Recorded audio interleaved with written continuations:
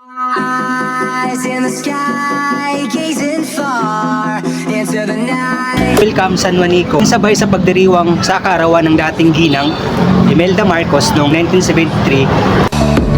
And imagine a utopia. Darling, I'm just so fed up with these expectations. Ang formal na isinigawa ang inaugurasyon ng tulay na ito. How could I know it would be goodbye, my love? When did Juanico Bridge ay isang arch-shaped drop design na bridge na bahagi ng Pan-Philippine Highway. Ito ay nag-uugnay sa mga isla ng Samar at Leyte. you come, my love? All I recall.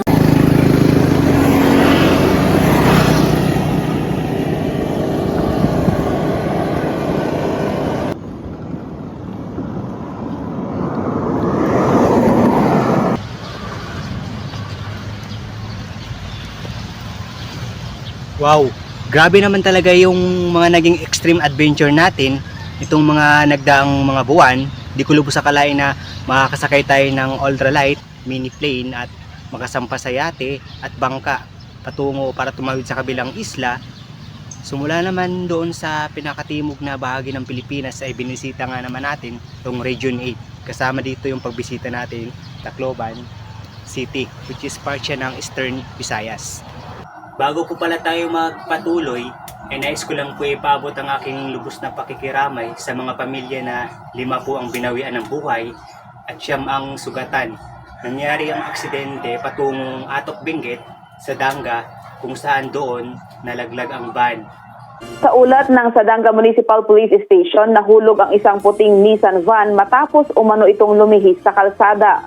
Para sana bisitahin ang sikat na mambabatok sa Buskalan.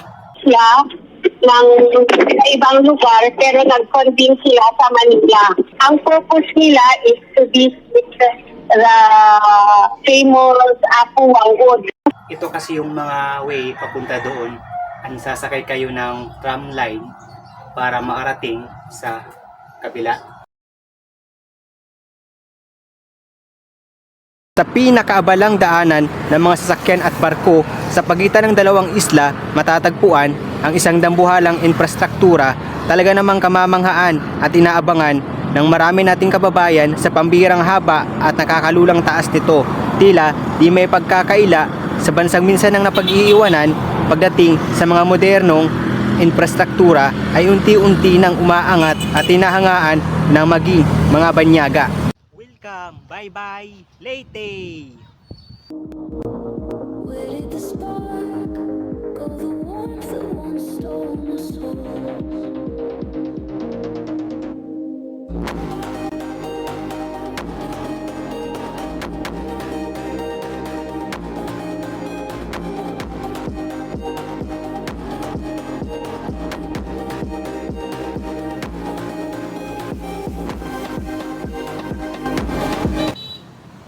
Nasa pagitan po pala tayo ngayon ng Barangay Sabang papuntang Pumpunan, Lintaon Peak.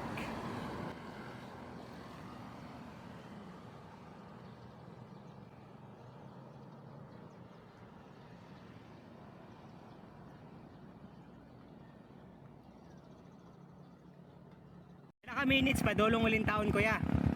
10 minutes. At 15 na. 10 to 15. Saka mo ta?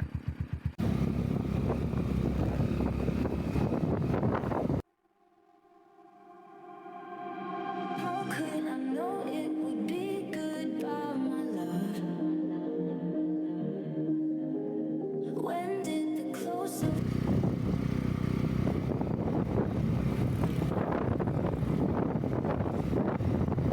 something like that? You slow down time and everything's just Sir, mga anong araw po yung maraming tao pupunta dito po? Usually mga weekends. Weekends. Tapos yung nagpunta dito either maaga or late in the early in the evening.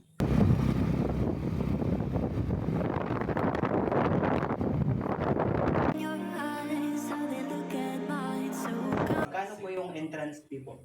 20 yung bata to 2 years old, out of 4 years old to 12 years old, 10 pesos.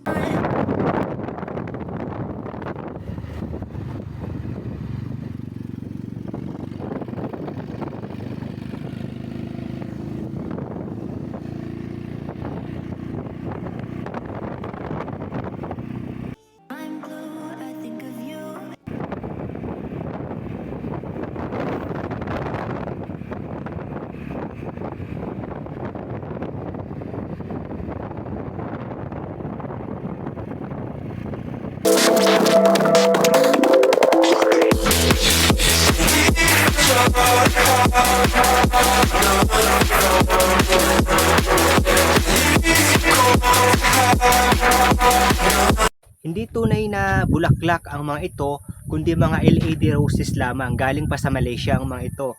At ini-import pa ng lokal na pamahalaan ayon sa Tourism Office ng lungsod. 16 roses ang nilagay nilang LED roses dahil June 16 ang charter day ng kanilang syudad. Ang LGU ang nagmamanage ng pasyalan. Mas ma-appreciate nyo po ito pag gabi dahil nga sa mga ilaw ng mga rosas na yan.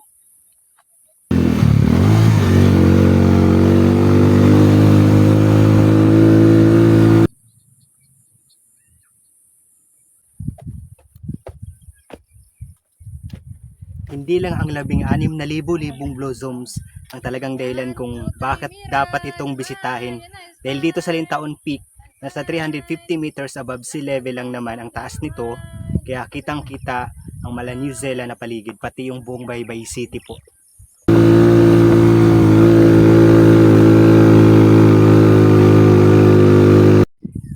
Yan yung barangay Sabang kanina kung saan tayo nag-start magsakay ng habal-habal. Ayun siya, oh, yan, oh. Yan, barangay Sabang. Baybay, papunta na yan Ormoc doon, Tacloban. Wow! Papansin nyo po dito, may mga solar na din sila, yan, oh. So, yung nakukuha lang din na ilaw dito, o yung lakas po ng araw, is 200 watts lang po, ayan po siya. So, konti lang po. Pero malaking bagay na po yan, oh. Wow, ang galing.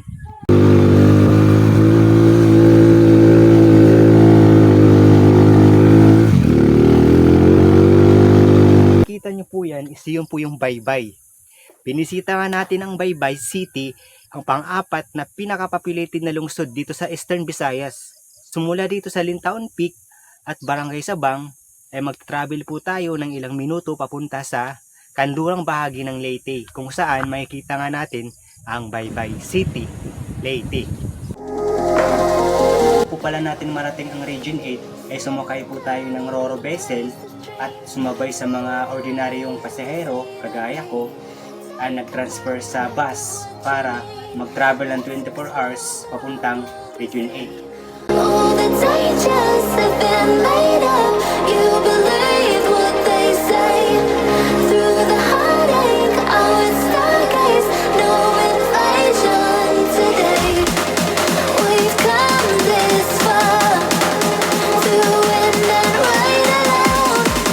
So take your chances to embrace the waterfall.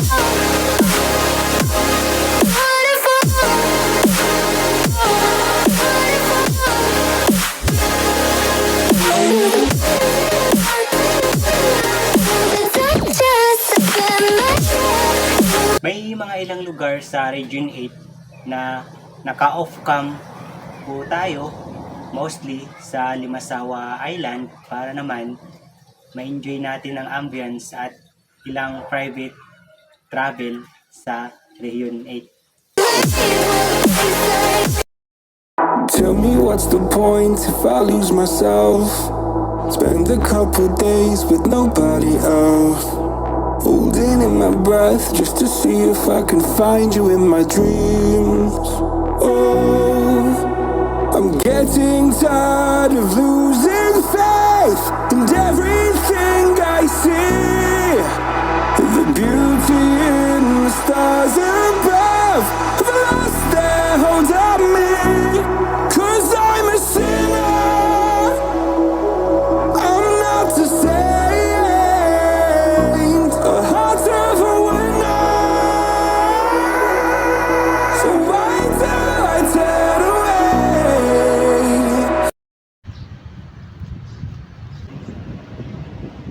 So ngayon nandito po tayo sa Baybay Leyte Park po. Sa likod natin is yung simbahan nila. And yung iba makikita nyo lang po sa drone shot kasi sobrang lawak na po ng Baybay. Ganito na po yung update niya ngayon.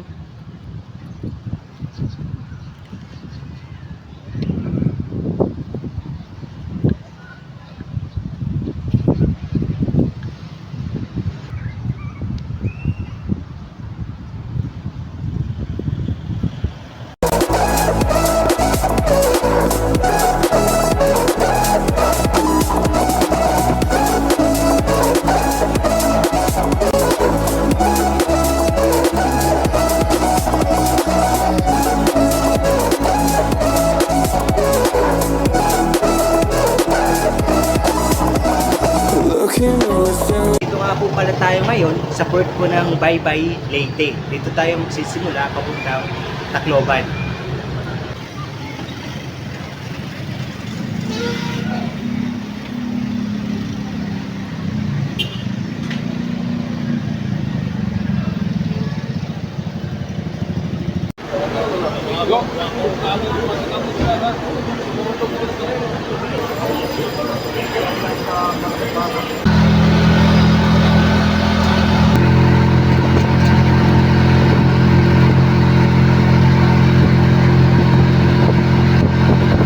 Goodbye, my love. Matatanaw po pala natin ngayon ang bypass road papuntang Baybay City, Leyte, Tacloban City, Sugo, Maasin, Southern Leyte.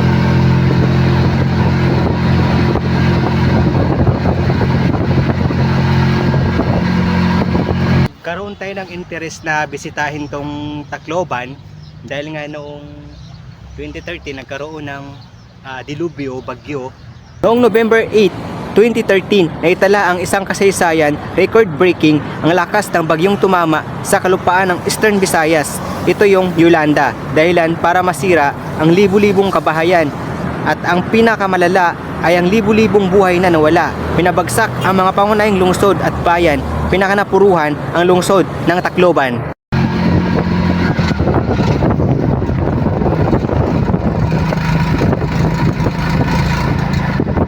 Ilagay gasto ang ispalto yan. Feels like I'm weak when I wake up on a weekend when I'm not missed out.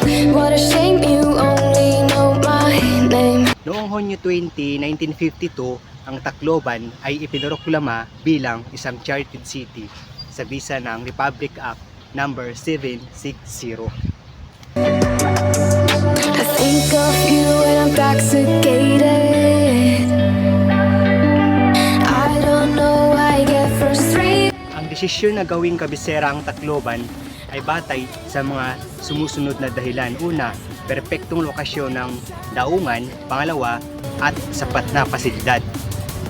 Ang kabisera ng Leyte ay inilipat mula sa isang bayan patungo kung saan ang Tacloban ay muling ipinroklama Pebrero 26, 1830.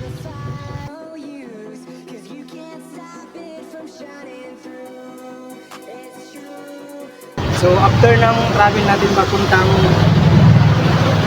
downtown po, City Hall po, nag-travel ulit tayo papunta dito sa Astrodome po ng Tacloban. Ang lalayo pala ng mga lugar dito. The world I'd never known. Something about it felt like it'd been waiting my whole life. Is this home? I can hear each sound calling my name. Ganito pa rin katatag yung convention center nila o tinatawag na Astrodome. And I feel angels around when I start to sing, and suddenly it feels like heaven's not so far.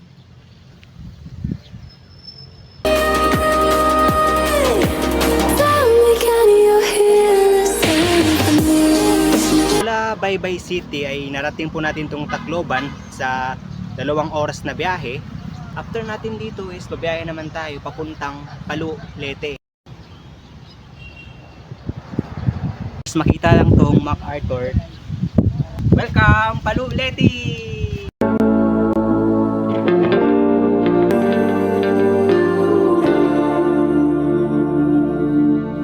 There's a beauty in the way you're worn.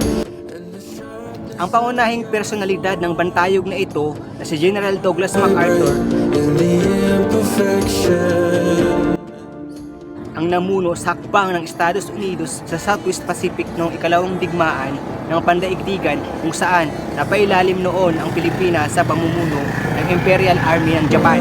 The feel, just let me hold that severed world.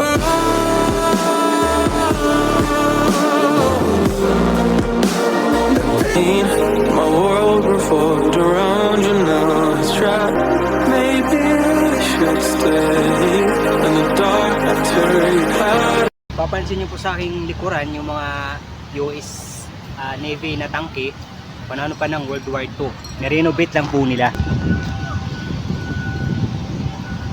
I can feel you in my heart.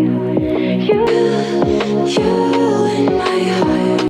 So ayun, kakatapos lang natin dito mag-cover. Alas 4 na po ng hapon pero terik pa rin yung araw. Ngayon, panghuli natin dito is yung San Juanico Bridge. Nakompleto ang construction na ito taong 1973. Isang nakamamanghang infrastruktura na may sukat na 2,164 meters o 7,100 feet at may taas na 192 meters.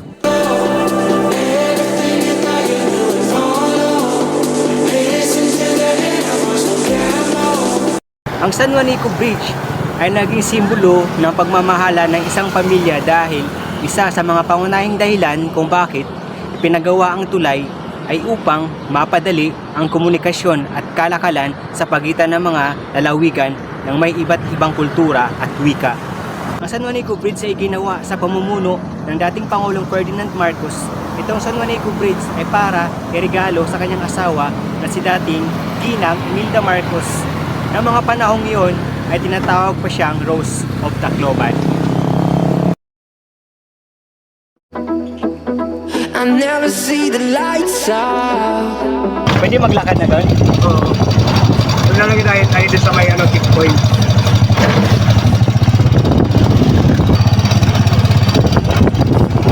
Grabe, umuuga din pala to Yako. Lalo pag malalaki yung dumadaang bus, umuuga siya. Nakakatakot.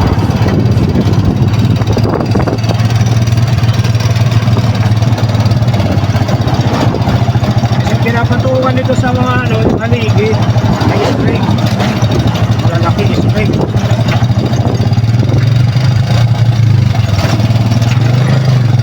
Sa kabila ng kagandahan nito ay may mga espekulasyon na nakakabit na magpahanggang ngayon ang mga kwento-kwento na noong ginawa raw ito ay kinailangan pang buhusan ng dugo ng mga bata pampatibay daw, bagamat wala namang nagpapatotoo.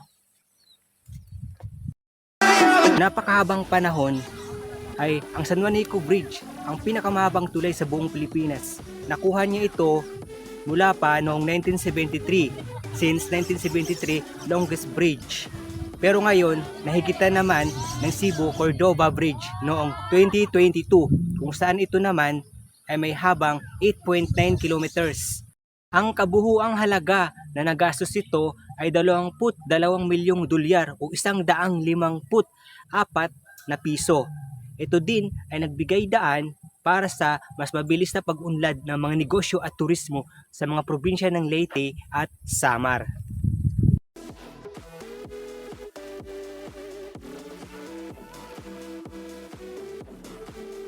Ngayon po, nandito po tayo sa San Juanico. Grabe, nakakatakot. Umuga yung tulay bawat may dumadaan mga sasakyan. Hindi ko alam. Tsaka ang taas. Itinayo ito noon ng administrasyon ni Pangulong Ferdinand Marcos bilang bahagi ng mga proyekto para sa pagpapalawak ng mga infrastruktura at pagpapabuti ng koneksyon sa mga rehiyon. Stranded in the open. Always remember, be limitless.